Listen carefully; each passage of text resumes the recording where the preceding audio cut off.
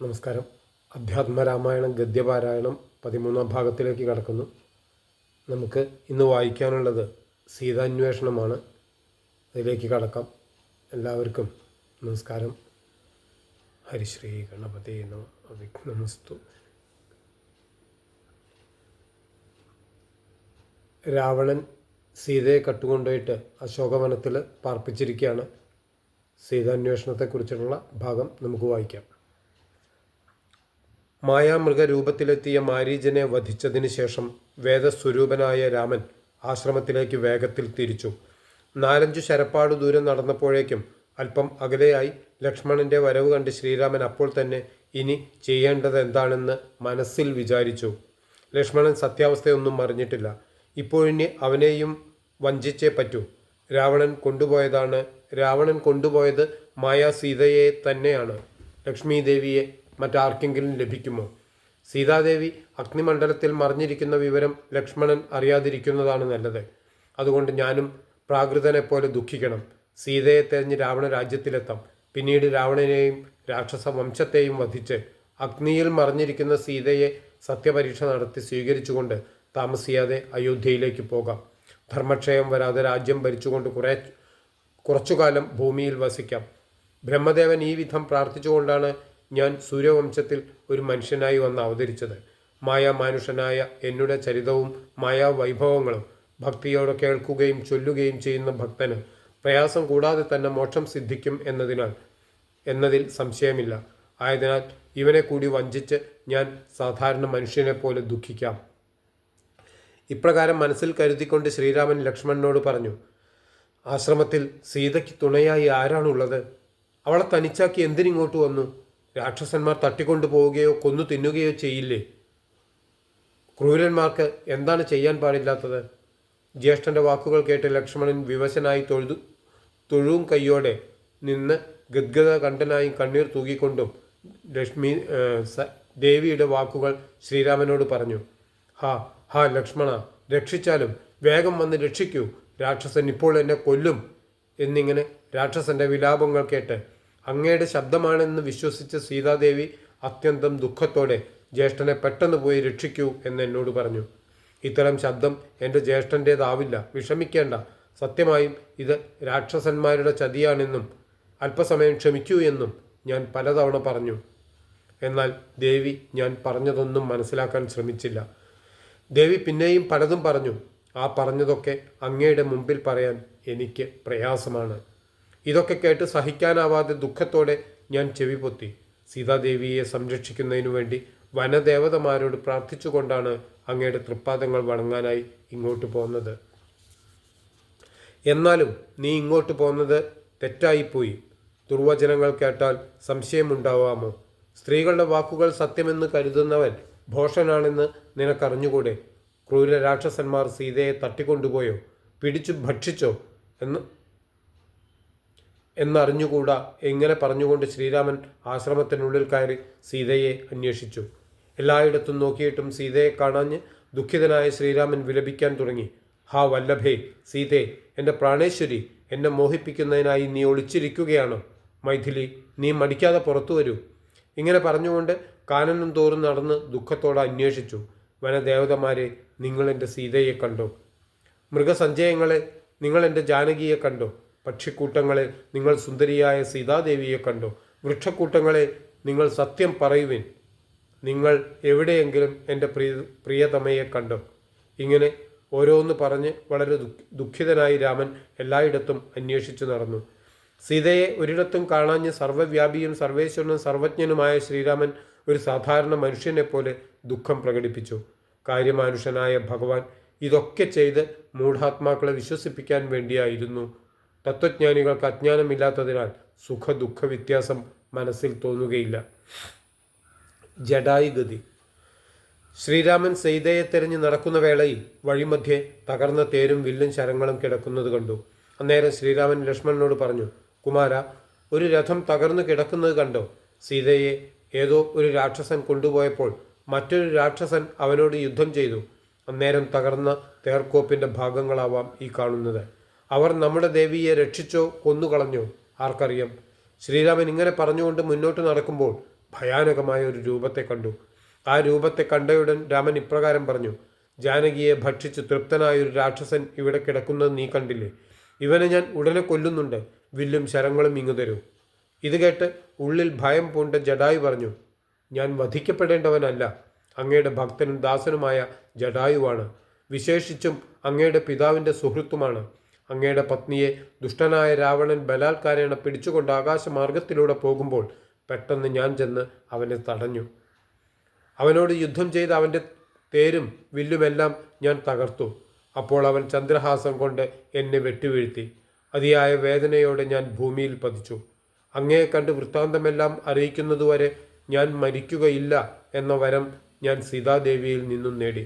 കൃപാനിധേ, അങ്ങനെ തൃക്കൺ പാർക്കണം. അങ്ങയുടെ പാതാരവിന്ദങ്ങൾ നിത്യവും എൻ്റെ ഹൃദയത്തിൽ വിളങ്ങണം. ജടായുവിൻ്റെ വാക്കുകൾ കേട്ട് ശ്രീരാമൻ കരുണത്തോടെ അടുത്തു ചെന്നിരുന്ന് തൻ്റെ കരങ്ങൾ കൊണ്ട് ആ പക്ഷിയുടെ ശരീരം തലോടിക്കൊണ്ട് പറഞ്ഞു: പറയൂ, നീ എൻ്റെ പത്നിയെക്കുറിച്ചുള്ള വാർത്തകളെല്ലാം പറയൂ. അത് കേട്ട ജടായു പറഞ്ഞു: രാക്ഷസരാജാവായ രാവണൻ സീതാദേവിയെ തെക്കേ ദിക്കിലേക്കാണ് കൊണ്ടുപോയത്. മരണവേദന കൊണ്ട് കൂടുതൽ പറയാനുള്ള ശക്തി എനിക്കില്ല. നല്ലത് വരാനായി എന്നെ അനുഗ്രഹിക്കണം. അങ്ങയെ കണ്ടുകൊണ്ട് തന്നെ മരണം പ്രാപിക്കാൻ ഭാഗ്യമുണ്ടായത് അങ്ങയുടെ കരുണയ്ക്ക് പാത്രമായത് കൊണ്ട് തന്നെ ആയിരിക്കണം. പുണ്യപുരുഷ, ദയാനിധേ, മായാമാനുഷനായ അങ്ങ് സാക്ഷാൽ മഹാവിഷ്ണു തന്നെയാണ്. അങ്ങ് എല്ലായ്പ്പോഴും എൻ്റെ ഹൃദയത്തിൽ വസിക്കണം.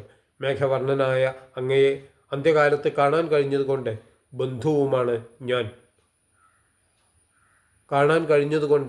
ബന്ധവുമറ്റ് ഞാൻ മുക്തനായി.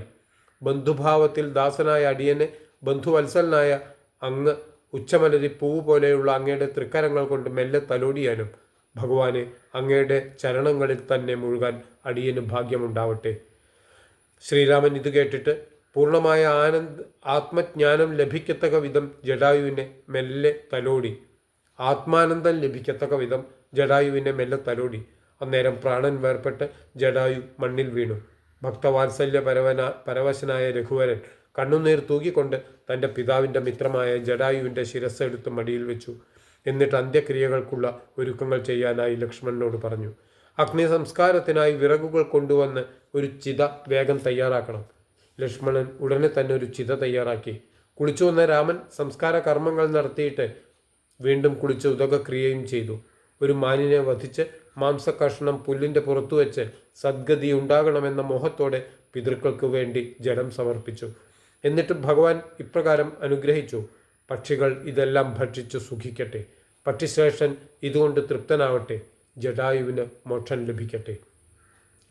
ആ സമയത്ത് സൂര്യനെപ്പോലെ ദിവ്യ തേജസ്സോടുകൂടി ജടായു വിമാനത്തിൽ കയറി ശംഖ, ചക്രം, ഗദ, പത്മം, കിരീടം, മഞ്ഞവസ്ത്രം എന്നിവ ധരിച്ച വിഷ്ണു പരിജനങ്ങളുടെ അകമ്പടിയോടെ മുനിമാരാൽ സ്തുതിക്കപ്പെട്ടവനും തേജസ്സുകൊണ്ട് സകല ദിക്കുകളിലും വ്യാപിച്ചവനുമായി കാണപ്പെട്ടു. തുടർന്ന് ജടായു വളരെ ഭക്തിപൂർവ്വം കുമ്പിട്ട് കൈകൂപ്പി തൊഴുതുകൊണ്ട് ശ്രീരാമചന്ദ്രനെ സ്തുതിച്ചു. ജടായു സ്തുതി. സൃഷ്ടിസ്ഥിതി സംഹാരങ്ങൾക്ക് കാരണമായ അസംഖ്യം ഗുണങ്ങളുള്ള രൂപഭേദമുണ്ടാകാത്തവനായ ആദ്യനും ആനന്ദസ്വരൂപനും വരപ്രദനും പരമാത്മാവുമായ ശ്രീരാമചന്ദ്രനെ ഞാൻ സദാ നമസ്കരിക്കുന്നു. മഹനീയമായ കടാക്ഷം കൊണ്ട് ദേവന്മാരുടെ ശോകങ്ങളെ ഇല്ലാതാക്കുന്നവനും ഇന്ദിരാ മനോഹരനും ഉജ്ജ്വലമായ ജടാമകുടങ്ങളുള്ളവനും അമ്പും വില്ലുമേന്തിയ കോമൾ കരങ്ങളോട് കൂടിയവനുമായ രാമനെ ഞാൻ എപ്പോഴും നമസ്കരിക്കുന്നു. ഭുവനമോഹനമായ രൂപമുള്ളവനും 100 സൂര്യന്മാർ ഒത്തുചേർന്ന പോലെയുള്ള ശോഭയുള്ളവനും അഭീഷ്ടങ്ങൾ പ്രദാനം ചെയ്യുന്നവനും ശരണം നൽകുന്നവനും കൽപ്പവൃക്ഷച്ചുവട്ടിൽ വസിക്കുന്നവനും ദേവസമൂഹത്തിന് അഭിവന്ദ്യനുമായ ശ്രീരാമചന്ദ്രനെ ഞാൻ നമസ്കരിക്കുന്നു. ശിവൻ, ബ്രഹ്മാവ് തുടങ്ങിയവർക്ക് ആരാധ്യ ദേവനും അനേകം അസുരന്മാരെ നശിപ്പിക്കുന്നവനും മനുഷ്യരൂപം പൂണ്ട മഹാവിഷ്ണുവുമായ രാമനെ ഞാൻ നമസ്കരിക്കുന്നു. ഭഗവത് സ്വരൂപനും സാംസാരിക സങ്കല്പങ്ങൾക്ക് അതീതനും മുനിമാരാൽ സേവിതനും സംസാര സാഗരം കടക്കുവാനുതകുന്ന നൗകയാകുന്ന പാദങ്ങളോട് കൂടിയവനും നിത്യനുമായ ശ്രീരാമചന്ദ്രനെ ഞാൻ മോക്ഷത്തിനു വേണ്ടി നമസ്കരിക്കുന്നു.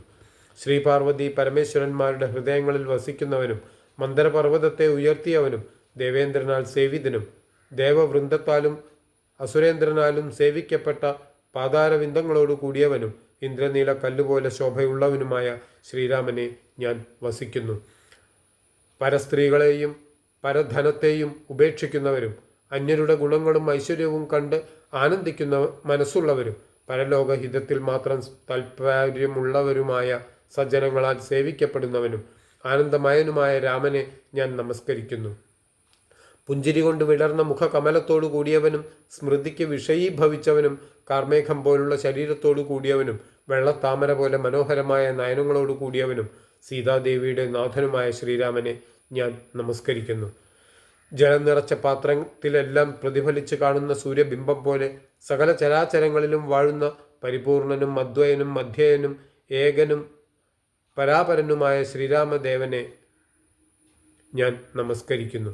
ബ്രഹ്മ വിഷ്ണു മഹേശ്വര രൂപഭേദങ്ങളോടെ ത്രിഗുണങ്ങളാൽ വിരാജിക്കുന്നവനും കേവലനായി പ്രശോഭിക്കുന്നവനും അവ്യക്തനും ജന്മരഹിതനും സീതാപതിയുമായ രഘുവരനെ ഞാൻ നമസ്കരിക്കുന്നു.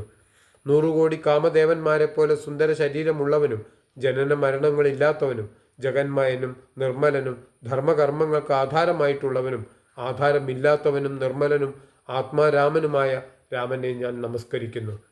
ജടായുവിൻ്റെ സ്തുതി കേട്ട് ശ്രീരാമൻ സന്തോഷിച്ചു. എന്നിട്ട് പക്ഷിശ്രേഷ്ഠനോട് പറഞ്ഞു, നീ വിഷ്ണുവായ എൻ്റെ ശ്രേഷ്ഠമായ പദത്തെ പ്രാപിക്കൂ. നിനക്ക് മംഗളം ഭവിക്കട്ടെ. പക്ഷിശ്രേഷ്ഠ, ഈ സ്തോത്രം എഴുതുകയും പഠിക്കുകയും കേൾക്കുകയും ചെയ്യുന്ന ഭക്തൻ നിന്നെപ്പോലെ എന്നിൽ ഭക്തിയുള്ളവനായി എന്നോട് സാരൂപ്യം പ്രാപിക്കും. രാമവാക്യം കേട്ട് പക്ഷിശ്രേഷ്ഠൻ വിഷ്ണു സാരൂപ്യം നേടി നിർമ്മലമായ രാമനാമം ജപിക്കുന്ന ജനങ്ങളെപ്പോലെ ബ്രഹ്മാവിനാൽ പൂജിക്കപ്പെടുന്ന പദത്തെ പ്രാപിച്ചു. അടുത്തത് കബന്ധഗതി. വളരെ ദുഃഖിതനായ ശ്രീരാമൻ ലക്ഷ്മണനോട് കൂടി സീതയെ അന്വേഷിച്ച് വനാന്തരങ്ങളിലേക്ക് കടന്നു. സീതയെ കാണാഞ്ഞതിലുണ്ടായ ദുഃഖം കാരണം ധൈര്യം വെടിഞ്ഞ് വനത്തിലൂടെ സഞ്ചരിക്കുമ്പോൾ രാക്ഷസ രൂപമുള്ളൊരു ജീവിയെ കണ്ടു. ഉടനെ ശ്രീരാമൻ പറഞ്ഞു, ലക്ഷ്മണ, നോക്കൂ, നെഞ്ചിൽ വായും യോജന നീളമുള്ള കൈകളുമുള്ള കണ്ണുകളില്ലാത്തതുമായ ഈ ഭീകര സ്വത്വം എന്താണ്? കാണുന്തോറും ഭയമുണ്ടാകുന്നു. അവനിപ്പോൾ നമ്മെ ഭക്ഷിക്കും. എന്തായാലും ഇത് പക്ഷിയോ മൃഗമോ അല്ല. മാറിൽ വായും കാലും തലയുമില്ലാത്തതുമായ ഈ രാക്ഷസൻ നമ്മെ പിടിച്ച് ഭക്ഷിക്കുന്നതിന് മുമ്പ് രക്ഷപ്പെടാനുള്ള ഒരു ഉപായവും കാണുന്നില്ല. ലക്ഷ്മണ, നാം അവൻ്റെ ഭുജങ്ങൾക്കിടയിൽ അകപ്പെട്ട് കഴിഞ്ഞു. എല്ലാം വിധാതാവിൻ്റെ കൽപ്പിതം പോലെ മാത്രമേ സംഭവിക്കുകയുള്ളൂ. രാഘവൻ ഇപ്രകാരം പറഞ്ഞപ്പോൾ ദുഃഖം നിയന്ത്രിച്ച് ധൈര്യം കൈവരിച്ചുകൊണ്ട് ലക്ഷ്മണൻ പറഞ്ഞു, ദുഃഖിച്ചിട്ട് കാര്യമില്ല. ഓരോ കൈയും ഓരോരുത്തർ മുറിക്കണം. ഉടൻ തന്നെ ശ്രീരാമൻ രാക്ഷസവീരൻ്റെ വലതു കൈയും ലക്ഷ്മണൻ ഇടതു കൈയും വെട്ടിമാറ്റി. രാക്ഷസവീരൻ അതിയായ വിസ്മയത്തോടെയും ഭയത്തോടെയും രാമലക്ഷ്മണന്മാരോട് ചോദിച്ചു, ഈ ലോകത്തിൽ എൻ്റെ കരങ്ങളെ ഛേദിക്കാൻ കരുത്തുള്ള ആരെയും ഇന്നോളം കണ്ടിട്ടില്ല. അത്ഭുതാകാരന്മാരായ നിങ്ങളിരുവരും ആരാണ്? നിങ്ങൾ സൽപുരുഷന്മാരാണെന്ന് ഞാൻ കരുതുന്നു. ഈ ഘോരവന പ്രദേശത്ത് വരാനുണ്ടായ പരമാർത്ഥം നിങ്ങൾ പറഞ്ഞാലും. കബന്ധൻ്റെ വാക്കുകൾ കേട്ട് ചിരിച്ചുകൊണ്ട് ശ്രീരാമൻ ഉത്തരം പറഞ്ഞു, അയോധ്യാപതിയായ ദശരഥ മഹാരാജാവിൻ്റെ മൂത്തപുത്രൻ ശ്രീരാമനാണ് ഞാൻ. ഇളയവൻ എൻ്റെ സഹോദരൻ ലക്ഷ്മണൻ. എൻ്റെ പത്നിയുടെ പേര് സീത എന്നാണ്. ഞങ്ങൾ നായാട്ടിന് പോയ സമയം മായാവിയായ രാക്ഷസൻ അവളെ അപഹരിച്ചു കൊണ്ടുപോയി. അവളെ തിരഞ്ഞ് വനത്തിലൂടെ നടക്കുമ്പോഴാണ് ഭീകരരൂപിയായ നിന്നെ കണ്ടത്. അങ്ങയുടെ കരങ്ങൾക്കിടയിൽപ്പെട്ടതുകൊണ്ട് പ്രാണക്ഷോഭാർത്ഥമാണ് ഞങ്ങൾ അങ്ങയുടെ കരങ്ങൾ മുറിച്ചത്. പ്രാണരക്ഷാർത്ഥമാണ് ഞങ്ങൾ അങ്ങയുടെ കരങ്ങൾ മുറിച്ചത്. വികൃത രൂപം ധരിച്ച അങ്ങ് ആരാണ്? നിന്റെ പരമാർത്ഥം കൂടി ഞങ്ങളെ ധരിപ്പിക്കൂ. രാഘവൻ്റെ ചോദ്യങ്ങൾ കേട്ട് സന്തുഷ്ടനായ കബന്ധൻ പറഞ്ഞു, അങ്ങാണ് ശ്രീരാമദേവനെങ്കിൽ തിരുവടിയുടെ സമാഗമത്താൽ അടിയൻ ഇന്ന് ധന്യനായി. ദിവ്യനായ ഒരു ഗന്ധർവനാണ് ഞാൻ. യൗവനവും സൗന്ദര്യവും കൊണ്ട് അഹങ്കരിച്ച് സുന്ദരിമാരുടെ മനസ്സിനെ ആകർഷിച്ച് മേളിച്ചും ക്രീഡിച്ചും നടക്കുന്ന കാലത്ത് ഒരു ദിവസം അഷ്ടാവക്ര മുനിയെ കാണാനിടയായി. അദ്ദേഹത്തെ ഞാൻ പരിഹസിച്ചു. കുപിതനായ അദ്ദേഹം എന്നെ ശപിച്ചു. ദുഷ്ടനായ നീ ഒരു രാക്ഷസനായി പോകട്ടെ. പിന്നീട് സന്തുഷ്ടനായ അദ്ദേഹം ത്രേതായുഗത്തിൽ ദശരഥപുത്രനായ സാക്ഷാൽ മഹാവിഷ്ണു അവതരിച്ച് നിന്റെ കൈകൾ ഛേദിക്കുമ്പോൾ നിനക്ക് ശാപമോക്ഷം ലഭിക്കും. ഇന്ന് എനിക്ക് ശാപമോക്ഷം ലഭിച്ചു. മുനിയുടെ ശാപം നിമിത്തം രാക്ഷസനായ ഞാൻ ദുഃഖത്തോടെ നടക്കുന്ന വേളയിൽ ദേവേന്ദ്രൻ അതികോപത്തോടെ പാഞ്ഞെടുത്ത് തൻ്റെ വജ്രായുധത്താൽ എൻ്റെ തലയറുത്തു. ബ്രഹ്മാവ് തന്ന വരത്തിനാൽ എനിക്ക് മരണം സംഭവിച്ചില്ല. വധിക്കപ്പെടേണ്ടവനല്ലാത്തതുകൊണ്ട് ഇന്ദ്രൻ എൻ്റെ മുഖത്തെ വയറിലാക്കി. അങ്ങനെ മുഖവും പാദങ്ങളും ഉദരത്തിലായതോടെ ഇരു കൈകളും യോജന നീളമുള്ളതായിത്തീർന്നു. ഇന്ദ്രൻ്റെ ആജ്ഞപ്രകാരം നിത്യവൃത്തിക്കായി കൈകൾക്കുള്ളിൽ അകപ്പെടുന്ന ജീവികളെ ഭക്ഷിച്ച് ഞാൻ ജീവിച്ചു പോന്നു. ഉത്തമന്മാരിൽ ഉത്തമനായ രഘുനായക, എൻ്റെ ദേഹം ദഹിപ്പിക്കുകയാണെങ്കിൽ അങ്ങയുടെ ഭാര്യയെ കണ്ടെത്താനുള്ള മാർഗം ഞാൻ പറഞ്ഞുതരാം. ലക്ഷ്മണൻ ഒരു വലിയ കുഴി തയ്യാറാക്കി അതിൽ വിറകു വച്ച് തീ കത്തിച്ച് കബന്ധൻ്റെ ശരീരം ദഹിപ്പിച്ചു. അപ്പോൾ ആ ശരീരത്തിൽ നിന്നും കാമദേവ സമാനനും സർവാഭരണ വിഭൂഷിതനുമായ ഒരു ഗന്ധർവൻ ഉയർന്നുവന്ന് ശ്രീരാമനെ പ്രദക്ഷിണം ചെയ്ത് സാഷ്ടാംഗം നമസ്കരിച്ചു. 3 പ്രാവശ്യം നമസ്കരിച്ച് കൈകൂപ്പി തൊഴുതതിനു ശേഷം ആനന്ദവിവശനായ ഗന്ധർവൻ രോമാഞ്ചം പൂണ്ട് ഗദ്ഗദത്തോടെ കോമളപദം കൊണ്ട് ശ്രീരാമനെ സ്തുതിക്കാൻ തുടങ്ങി. കബന്ധസ്തുതി. ഭഗവാനെ, നിന്തിരുവടിയുടെ തത്വം ആലോചിച്ച ഒരുത്തർക്കും അറിയാവുന്നതല്ല. അന്ധത കൊണ്ടാണ് അങ്ങയെ സ്തുതിക്കാൻ തോന്നുന്നത്. ആദിയും അന്തവുമില്ലാത്ത പരബ്രഹ്മം ഉള്ളിൽ ഉണർവോടെ തെളിഞ്ഞു വർത്തിക്കണം. ലൗകിക ബന്ധങ്ങളുടെ അന്ധകാരം മാറി ആനന്ദമുണ്ടാകണം. ബന്ധനങ്ങളിൽ നിന്ന് മുക്തി നേടണം. അവ്യക്തവും അതിസൂക്ഷ്മവുമായ ഭവാന്റെ രൂപം സ്ഥൂലദേഹം സൂക്ഷ്മദേഹം എന്നിവയിൽ നിന്ന് വ്യത്യസ്തമാണ്. വായിക്കാം. അവ്യക്തവും അതിസൂക്ഷ്മവുമായ ഭവാന്റെ രൂപം സ്ഥൂലദേഹം സൂക്ഷ്മദേവം എന്നിവയിൽ നിന്ന് വ്യത്യസ്തമാണ്. ഒന്ന് ജ്ഞാനസ്വരൂപവും മറ്റെല്ലാം ജഡമായ ദൃശ്യരൂപവുമാണ്.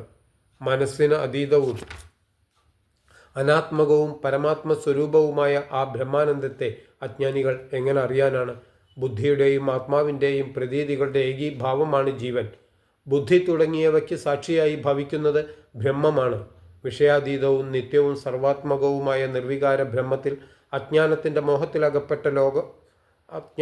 മോഹത്തിലകപ്പെട്ട ലോകം ആരോപിക്കുന്ന തേജോമയമായ സൂക്ഷ്മ ശരീരത്തെ ഹൈരണ്യം എന്ന് പറയാം. വിരാട് പുരുഷൻ അതീവ സ്ഥൂലമാണ്. യോഗീന്ദ്രന്മാർക്ക് ഭാവന വിഷയമായിട്ടുള്ള ആ വിരാട് പുരുഷനിൽ ഈ പ്രപഞ്ചമാകെ കാണാൻ കഴിയുന്നു.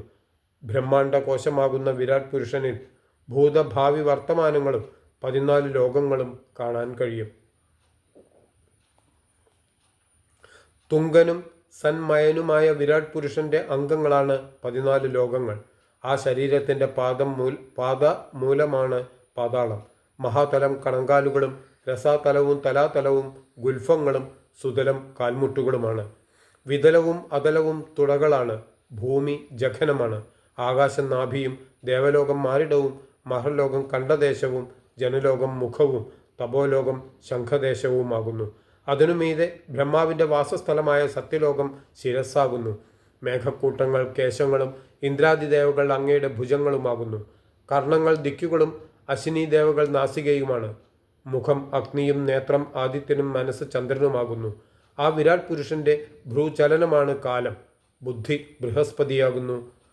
അഹങ്കാരമാകുന്നത് രുദ്രനാണ്. വാക്കുകൾ ഛന്ദസ്സുകളും ദംഷ്ട്രകൾ യമനും ദന്തനിരകൾ നക്ഷത്രക്കൂട്ടങ്ങളുമാകുന്നു. മോഹകാരിണിയായ മഹാമായ ഹാസമാകുന്നു. വാസനാസൃഷ്ടികൾ അങ്ങയുടെ കടക്കൺ വിലാസങ്ങളാണ്. ധർമ്മം നിന്റെ മുൻഭാഗവും അധർമ്മം പൃഷ്ഠഭാഗവുമാണ്. രാപ്പകലുകൾ അങ്ങയുടെ ഇമവെട്ടലുകളാകുന്നു. സപ്തസാഗരങ്ങൾ അങ്ങയുടെ ഉദരഭാഗവും 7 വായുക്കൾ നിശ്വാസങ്ങളുമാണ്. നദികൾ അങ്ങയുടെ നാഡികളാണ്. പർവ്വതങ്ങൾ അസ്ഥികളും വൃക്ഷലതാദികൾ രോമങ്ങളുമാണ്. മുക്കണ്ണനായ ദേവൻ ഹൃദയമാകുന്നു. മഴയായി പെയ്യുന്നത് അങ്ങയുടെ ശുക്ലമാണ്. കേവലം ജ്ഞാനശക്തി കൊണ്ട് അങ്ങയുടെ സ്ഥൂലമായ വിരാട് പുരുഷരൂപത്തെ നിത്യവും ധ്യാനിക്കുന്നവന് മുക്തി ലഭിക്കും.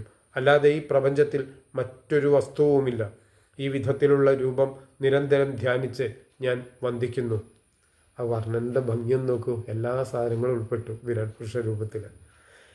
എൻ്റെ മുന്നിൽ കാണുന്ന ഈ രൂപം എപ്പോഴും എൻ്റെ മനസ്സിൽ തോന്നണം. താപസവേഷം ധരിച്ച രാജാവും ശാന്തരൂപിയും അമ്പും വില്ലും ധരിച്ചവനും ജടാവൽക്കലധാരിയും ലക്ഷ്മണനോടൊത്തു സീതയെ അന്വേഷിക്കുന്നവനുമായ മാനവശ്രേഷ്ഠ, അങ്ങയുടെ രൂപം എപ്പോഴും മനസ്സിലുണ്ടായിരിക്കണം. സൂര്യവംശജനായ അങ്ങേക്ക് നമസ്കാരം. സർവജ്ഞനായ പരമശിവൻ ശ്രീപാർവതിയോടൊത്തു കാശിയിൽ മുക്തിക്കു വേണ്ടി അങ്ങയെ ധ്യാനിച്ചുകൊണ്ട് വസിക്കുന്നു.